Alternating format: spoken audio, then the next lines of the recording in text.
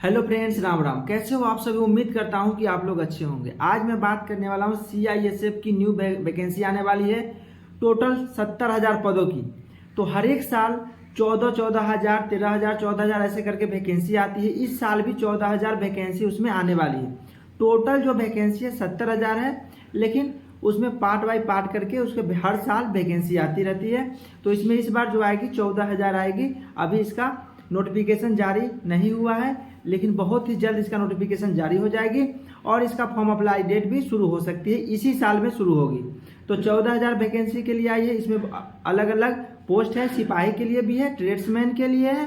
अलग अलग पोस्ट, अलग अलग योग्यता बताई गई है। तो इसमें क्या योग्यता होने वाली है, सैलरी क्या है, सिलेक्शन प्रोसेस कैसे होने वाली है, एज लिमिट क्या है और इसमें कौन कौन अप्लाई कर सकता है, फुल डिटेल्स इस वीडियो में देने वाला हूं। तो वीडियो को स्किप ना करें और वीडियो के अंत तक बने रहे, ताकि आपको इसके बारे में संपूर्ण जानकारी मिल सके। तो सबसे पहले इसमें बात करते हैं पद कितना है। तो पद है इसमें 70,000 टोटल। तो टोटल 70,000 पद है, 5 साल में निकालना है टोटल 70,000 को। तो 14,000 करके इसमें वैकेंसी आ रही है हर एक साल। तो 14×5 70, 70,000 को डिवाइड करना है 5 साल में। तो 14,000 का वैकेंसी इस बार आने वाली है। योग्यता की बात करूं तो 10वीं पास प्लस आईटीआई और एनएसक्यूएफ का सर्टिफिकेट होनी चाहिए। जो कुक से है, जो ट्रेड्समैन है उसमें कुक है, वाटर कैरियर है, उसके लिए। जैसे कि आपको सिपाही से अगर भर्ती होने से, सिपाही पद के लिए वैकेंसी आ रही है, तो उसमें 10वीं पास है तो आप इसमें अप्लाई कर सकते हैं सिपाही के लिए। लेकिन जो ट्रेड्समैन है उसमें कुछ ट्रेड है जिसमें आपको एनएसक्यूएफ लेवल 1 की सर्टिफिकेट होनी चाहिए। कुछ ट्रेड है जिसमें 10वीं प्लस आईटीआई होनी। इसमें जो ट्रेड्समैन है उसमें धोबी है, नाई है, कुक है, वाटर कैरियर है, मोची है, ऐसे और भी इसमें पोस्ट है और भी ट्रेड है।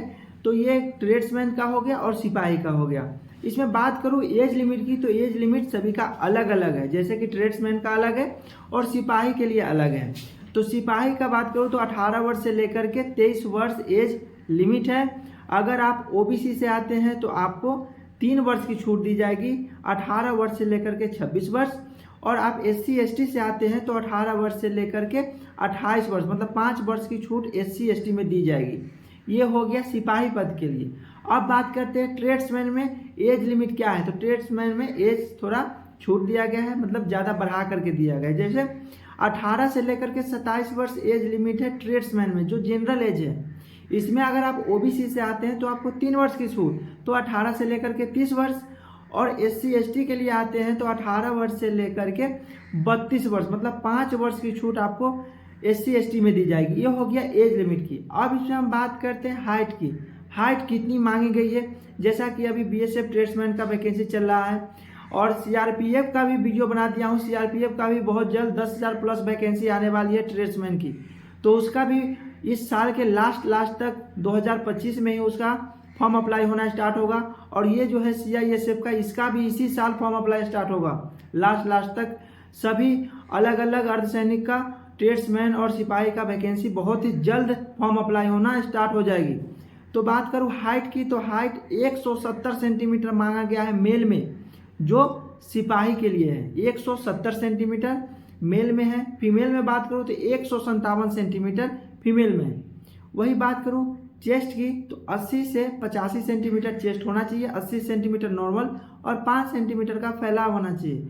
वही बात करूँ फीमेल में, तो फीमेल में चेस्ट का माप नहीं लिया जाता है, चाहे किसी भी स्टेट पुलिस हो या फिर अर्धसैनिक हो या फिर सैनिक हो, किसी में भी फीमेल का चेस्ट का माप नहीं लिया जाता है। अब इसमें हम बात करते हैं ट्रेड्समैन में। ट्रेड्समैन में जो हाइट मांगा गया है 165 सेंटीमीटर हाइट ट्रेड्समैन में मांगा गया है। अब हम इसे बात करते हैं जो इसका एग्जाम प्रोसेस है, एग्जाम जो होगा, सिलेबस जो है उसमें क्या क्या एग्जाम लिया जाएगा। तो एग्जाम में आपको जीके से आपको क्वेश्चन पूछा जाएगा, रीजनिंग से पूछा जाएगा, मैथ से पूछा जाएगा, हिंदी या इंग्लिश दोनों में से कोई जिसमें आप मतलब सक्षम हैं, जिसमें आप देना चाहते हैं उसमें आप दे सकते हैं, हिंदी या इंग्लिश किसी में। तो ये सब क्वेश्चन आपसे पूछा जाएगा, 25-25 क्वेश्चन करके 100 क्वेश्चन आपसे। ज़्यादातर ट्रेड्समैन में 100 क्वेश्चन ही पूछे जाते हैं, हर एक सब्जेक्ट से 25-25 क्वेश्चन पूछे जाते हैं। ये हो गया सिलेबस, आपका एग्जाम पैटर्न कैसा है। अब इसमें हम बात करते हैं जब एग्जाम आपका हो गया, फिजिकल को भी बता दिया हूँ। फिजिकल में आपका जो है आपका चेस्ट नापा जाएगा, हाइट नापा जाएगा और उसके बाद आपका रनिंग कराई जाएगी। उसके बाद क्या होता है, आपका ट्रेड टेस्ट लिया जाएगा। बहुत ऐसे जगह में होते हैं जैसे आपका ट्रेड, जैसे कि आप NSQF लेवल 1 का सर्टिफिकेट देते हैं तो ट्रेड टेस्ट नहीं लिया जाता है, लेकिन बहुत जगह ऐसा होता है आपको सर्टिफिकेट के लगाने के बावजूद भी आपका ट्रेड टेस्ट भी होता है। कुक से है तो कुक से रिगार्डिंग आपका ट्रेड टेस्ट होगा, बार्बर है तो बार्बर से रिलेटेड टेस्ट होगा। सबका अलग अलग नियम है, BSF का अलग है, CISF का अलग नियम है, CRPF का अलग है। सबका अपना जैसा बोर्ड है सबका उसी हिसाब से ट्रेड टेस्ट लिया जाता है। तो ट्रेड टेस्ट ये मान के चलिए जिस ट्रेड से आप अप्लाई कर रहे हो उसी ट्रेड से आपको हो सकता है कि नॉर्मल भी पूछ सकता है या फिर थोड़ा हार्ड भी हो सकता है, जैसे कि आपको प्रैक्टिकल करा कर भी देखा जा सकता है। तो उसमें आपका सर्टिफिकेट आपके पास होना चाहिए, जैसे कि ITI का सर्टिफिकेट 10वीं के साथ साथ ITI होना चाहिए। उसके बाद फिर आपका जैसे कि आप कुक से रिलेटेड पहले काम कर चुके हैं या न भी किए हैं तो उसके आपका सर्टिफिकेट होना चाहिए, क्योंकि आप उसमें अप्लाई कर रहे हैं। तो हो सकता है आपका जब डॉक्यूमेंट वेरिफिकेशन होगा, चाहे ट्रेड टेस्ट होता है, उस समय आपसे मांग सकता है, तो आपके पास वो सर्टिफिकेट होना चाहिए। अगर नहीं है तो बनवा लें, ताकि आपको उस समय बाहर ना होना पड़े और उसको उस समय दिक्कत ना होना पड़े। तो ये हो गया इसमें ट्रेड टेस्ट। उसके बाद आपका क्या होगा, डॉक्यूमेंट वेरिफिकेशन होगा। डॉक्यूमेंट वेरिफिकेशन में आपका डॉक्यूमेंट वेरीफाई होगा। जैसे कि आप 10वीं का सर्टिफिकेट आपके पास होना चाहिए तो वो ओरिजिनल होना चाहिए।